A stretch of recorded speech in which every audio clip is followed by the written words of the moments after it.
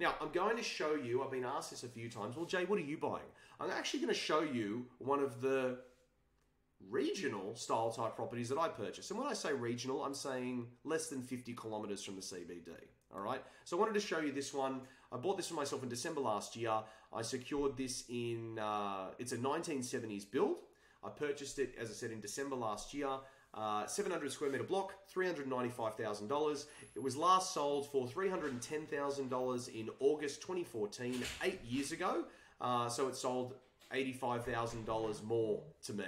Now, I know about the history of WA, and I know about what happened when these people bought it. So, quick history lesson. In 2014, the Eurozone crisis happened. What's that, Jay? The Eurozone crisis is when Portugal, Ireland, Greece, and Spain all came out and said, hey, we might all be going into a recession. We don't have enough money.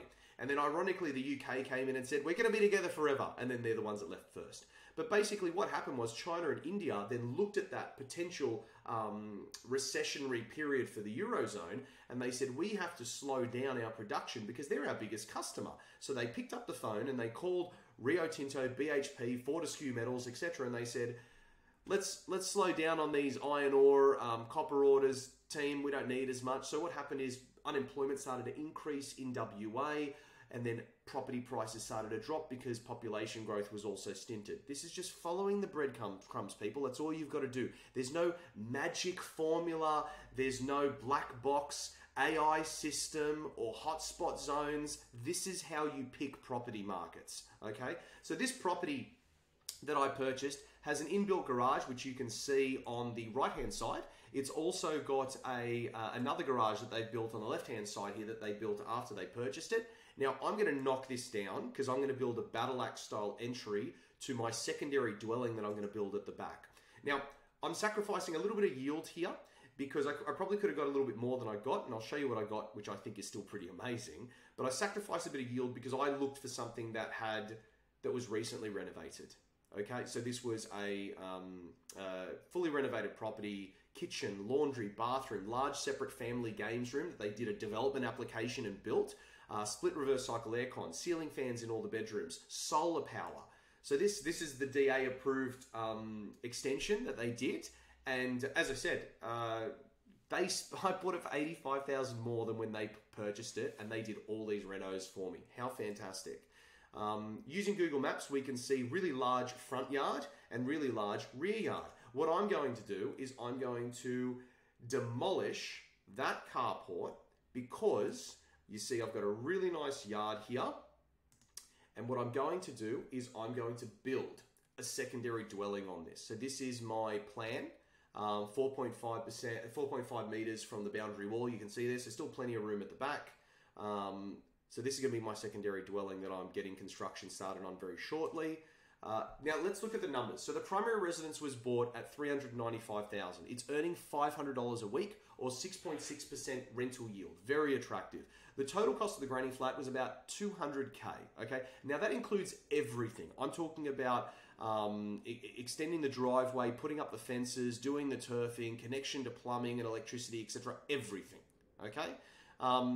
And it's going to earn me at least $400 a week. I'm pretty sure I will get $430 a week just from what I've seen, but it will be over a 10% yield. Now, the gross yield that I am going to get from this property is going to be about 7.86%. However, here's the kicker. This property can't turn into an actual income replacing asset until I significantly reduce the debt. Okay? How do I do this? By paying off a 30-year loan at 6% over 30 years? No. I started my portfolio quite a while ago, and I've got capital growth from some of my properties. Over the next couple of years, as I see this boom continuing in some of the areas that I've purchased my properties, I'll sell one or two of them. When I sell them, the profits are going to pay off this particular assets, these two assets that I have here. And by the time I pay them off, it will probably turn into about a $60,000+ income. And yes, I'm still going to pay tax on all of that and costs. But it's going to put me in a much better position. Now, it's never too late to start a portfolio.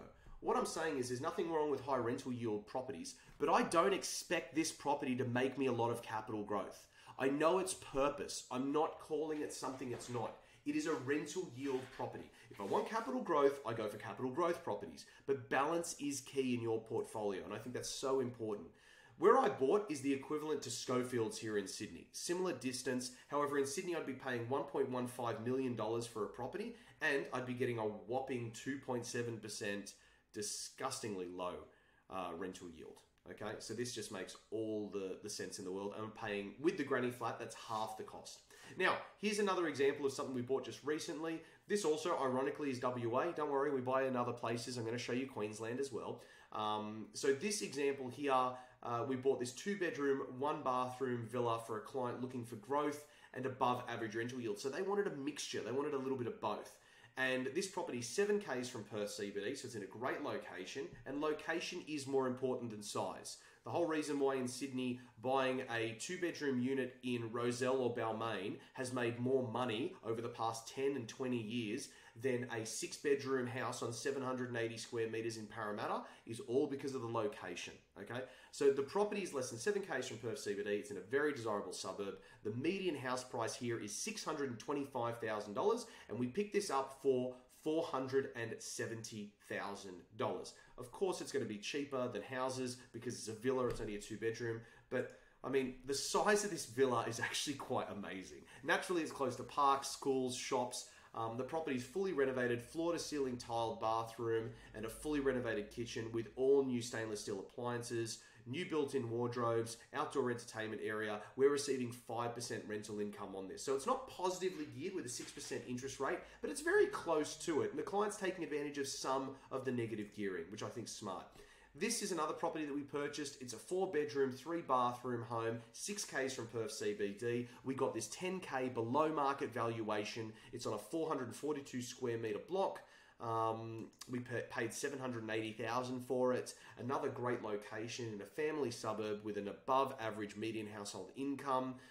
We're receiving $850 for it per week in rent, which is providing us with a 5.6% rental yield. Again, very attractive, set and forget, no high maintenance, great property. Now, let's go to Queensland. This is a classic capital growth play here. We bought this cracker of a split level design home. We agreed to a price of $761,000. However, after completing our due diligence, the building and pest inspection revealed some small areas in need of attention. And this allowed us to, secure a further discount. It was only $4,000, but hey, that definitely helped the client. Further research showed that we actually purchased the property $11,000 under valuation, even after we took the discount into account. So, smiles all around. The house is only 12 kilometres from north of Brisbane CBD on a large 607 square metre block. It's a 3-bedroom that can easily have an additional bedroom put on there.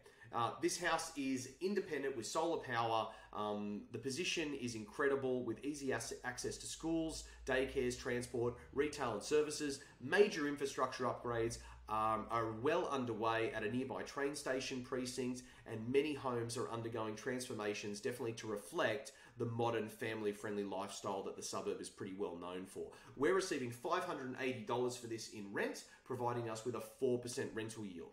So can you see there the difference? This is a capital growth strategy property, which means the rental yield's not going to be as impressive as the Perth strategies that I was showing you before, where the rental yield is a little bit higher. Or with my Perth property, which wasn't 7 k's from the CBD, but over 40 k's from the CBD, and I'm getting over 6% for that. So there is a relationship between price, location, land, and rental yield. And I think it's so important to look at that. So next thing I want us to look at, another example. So we're always trying to get our clients more. This was a client looking to purchase a unit in Brisbane CBD. After much looking, we agreed that if we wanted to achieve the growth that the client was seeking, based on their budget, we actually needed to sacrifice location. So we moved a little bit away from the CBD, 9 kilometres north to be exact, so not very far. We found a great little 2-bedroom villa in a complex of only 6 others. I love the floor plan of this. This was the main reason we purchased it. It's ideal for a young family or even better, student share accommodation. It's got a private garage that offers internal access directly into the home. All the bedrooms are air conditioned. The master ensuite has been renovated. It's 750 metres from Chermside Westfield Shopping Centre. which is less than 2 kilometers to Prince Charles Hospital. So I definitely think we're going to get some students here. We're receiving $450 a week in rent, providing us with a 4% rental yield on a $592,500 purchase price.